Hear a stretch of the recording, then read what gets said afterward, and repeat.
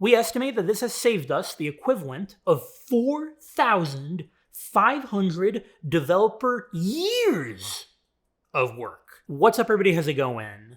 This past weekend, I came across a post on LinkedIn about AI from none other than Andy Jassy. He's the current CEO of Amazon. He replaced Chad Bezos a few years ago. And in this video, I want to share this post because I think that it really captures the true impact of AI on software engineering, the impact that it's having right now and that it's going to continue having on this industry. So I'll just read through the post and give my comments.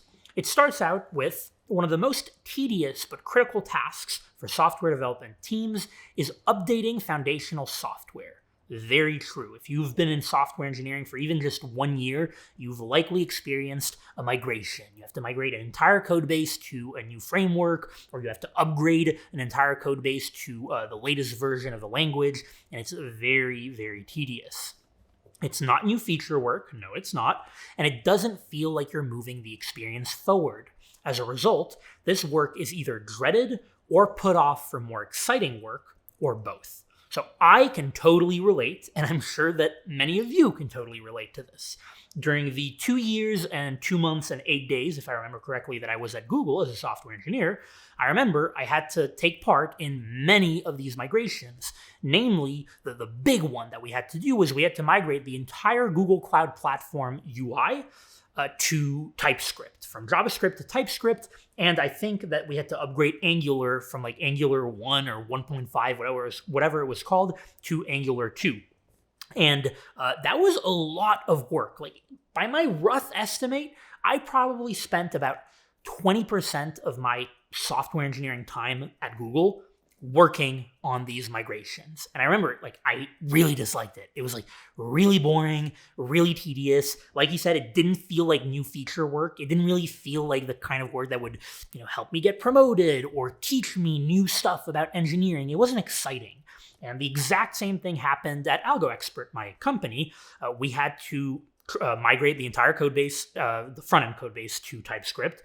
We had to migrate the entire front-end code base to the latest version of React with functional components. We also had to upgrade many times the actual coding solutions to our algorithm-style coding interview problems in certain languages, upgrade it to the new version of C++. And I remember that was super tedious. It was a lot of work. It was really taking away from our ability to launch new features, which was what was really important, for us as a company and for our customers. But this was kind of necessary work, that necessary invisible work.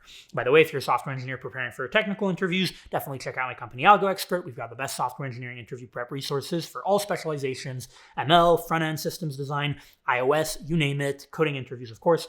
Check it out at algoexpert.io and use the promo code CLEM, CLEM, for a discount on the platform. So back to the post. Amazon Q, our Gen AI assistant for software development, so probably some sort of internal AI tool, is trying to bring some light to this heaviness. We have a new code transformation capability, and here's what we found when we integrated it into our internal systems and applied it to our needed Java upgrades. Brace yourself, you might want to be sitting down when you hear this. The average time to upgrade an application to Java 17 plummeted from what's typically 50 developer days, so 50 developer days, that's, almost 2 months of a software engineer working exclusively on, upgrading a single application at Amazon to Java 17. It plummeted to just a few hours. So almost 2 months of work for a software engineer to just 2 hours, okay? Or a few hours. We estimate that this has saved us the equivalent of 4,500 developer years of work. 4,500 developer years of work. Did you guys hear me? Years of work. Yes, that number is crazy, but real. I don't think that the CEO of Amazon, one of the largest companies in the world, would publicly say on LinkedIn an outrageous number like that it has saved them the equivalent of 4,500 developer years, and then acknowledge that that number is crazy, but say that it's real, but be lying. In other words, I think he's telling the truth. And I believe it. I believe that this is the kind of work that AI can do. Like these sort of like very repeatable or repetitive. No, repeatable. This is like the kind of work that is repeatable and like always the same, but extremely tedious, like still requires effort to do, but it's very monotonous, right? And AI can do it like this. Now, I would do some back of the napkin math estimations to see how much money this might have saved them, but luckily for me, Andy Jassy has already done the work for us. So let's continue. In under 6 months, we've been able to upgrade more than 50% of our production Java systems to modernized Java versions at a fraction of the usual time and effort, and our developers have shipped 79% of the auto-generated code reviews without any additional changes. And again, this is something that I can definitely believe because I look back at the times that I did these migrations at Google and on AlgoExpert, and all the time, like the reviews, when you're reviewing the other engineers' work where they migrated the application, there isn't much to review because like if the pull request or the change list passes all the internal tests, all you have to do is kind of like skim through it, make sure like, yeah, they clearly didn't tweak any, major other things in the system, and it should be good. And all the time, or most of the time, it is good. In other words, like it usually doesn't require that much review. It's very quick to review, but it requires a lot of work to do.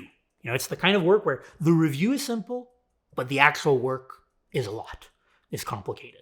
And not complicated again, but tedious, dreaded. It's not exciting. You're not going to get promoted for it, or it doesn't feel like you're going to get promoted for it. You're not going to learn much. You're not developing stuff that customers care about, even though you care about it as a developer because it's going to make you faster, and the business cares about it because ultimately, like without it, they can't really survive.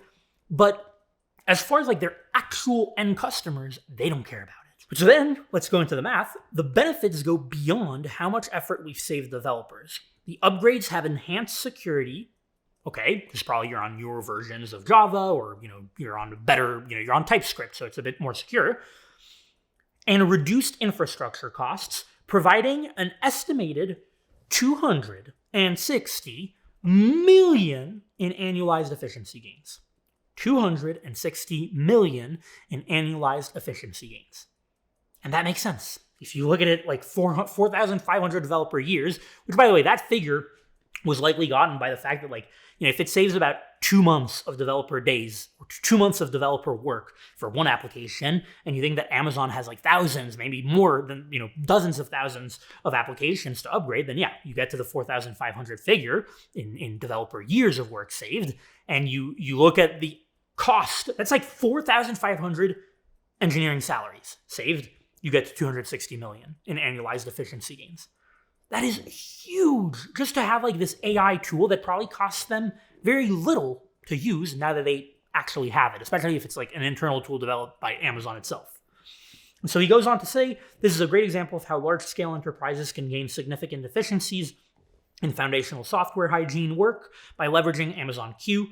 It's been a game changer for us, and not only do our Amazon teams plan to use it or use this transformation capability more, but our Q teams plan to add more transformations for developers to leverage. In other words, he's hinting at, this AI is going to be able to do more stuff, maybe more complicated migrations, more complicated upgrades. So to me, this post is really wonderful. First of all, it is insanely impressive. I don't think you can look at this and not be impressed. Just the sheer amount of time and therefore money saved is incredible. But I think that this really speaks to the true impact of AI on software engineering. My most recent video was, I shared my honest thoughts about the current state of the industry and how, right now the industry, software engineering, is not doing great at all. It's really rough to get a job. And I talked about AI, how some people are doomers about AI. They think that AI is going to completely replace software engineers. And other people, which is likely the camp that I fall into, are more optimistic about AI. And I think this post supports that optimism. AI is going to replace all of the tedious work that software engineers have to do. All these migrations, these upgrades, these internal updates that are super boring, not exciting, you're not doing feature work, they're invisible to the end customer, you really feel like a cog in the machine when you're doing them. Well, guess what? You're no longer going to have to do them because AI is going to do them for you. I can only imagine that if I were back at Google, where I had spent, let's say, about 20% of my time working on migrating a code base to Angular 2 from Angular and to TypeScript from JavaScript. If I had been able to spend that 20% time doing just more feature work, I would have been way more happy. Upper management would have been thrilled. I remember there was so much work on Google Cloud Platform that we needed to do and that, we were just never able to do. It's like this infinite race. Like we're never able to complete all the work. It would have been incredible.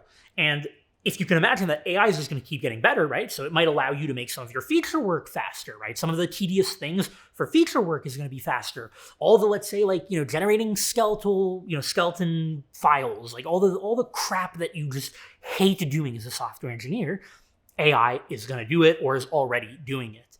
And so I think that, like, if you're a software engineer who's kind of scared right now, worried about AI, this should do the opposite. It should give you motivation, like, learn AI, start to work, or not learn AI, learn how to use the tools, these AI tools, to better you.